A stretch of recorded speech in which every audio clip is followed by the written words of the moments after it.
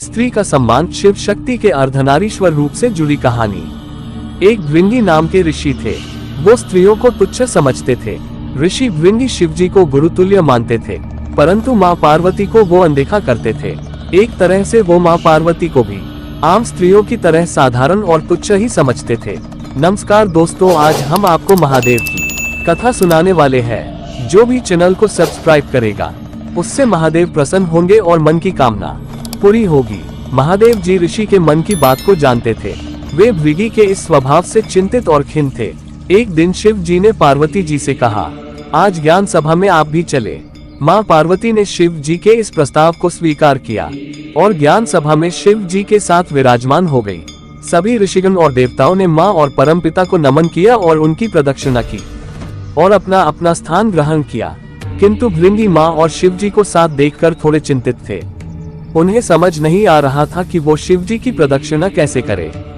बहुत सोचने विचारने के बाद भृंगी ने महादेव जी से कहा कि वो पृथक खड़े हो जाए। भृंगी के मन की बात शिव जी तो जानते ही थे। एक क्षण के लिए उन्होंने माँ पार्वती की तरफ देखा। माता ने उनके मन की बात पढ़ ली और वो शिव जी के आधे अंग से जुड़ गई और अर्धनारीश्वर रूप में विराजमान हो गई। अब तो भृंगी और परेशान, ऐसे में महादेव की प्रदक्षिणा कैसे करे। कुछ पल सोचने के बाद भृंगी ने एक राह निकाली। भंवरे का रूप लेकर शिव जी के जटा की परिक्रमा की और अपने स्थान पर खड़े हो गए। माता पार्वती जी को भृंगी की ऐसी ओछी सोच पे क्रोध आ गया। उन्होंने भृंगी से कहा, हे भृंगी, तुम्हें स्त्रियों से इतना ही परहेज है तो क्यों न तुम्हारे में से स्त्री शक्ति को पृथक कर दिया जाए। और ऐसा कहकर माँ ने उनसे स्त्रीत्व को अलग कर दिया। अब ऋषि भृंगी न तो जीवितों में थे न ही मृत थे। उन्हें अपार पीड़ा हो रही थी। उन्हें अपनी गलती का एहसास हो चुका था। वो माँ से क्षमा याचना करने लगे। तब शिवजी ने माँ से भृंगी को क्षमा करने को कहा।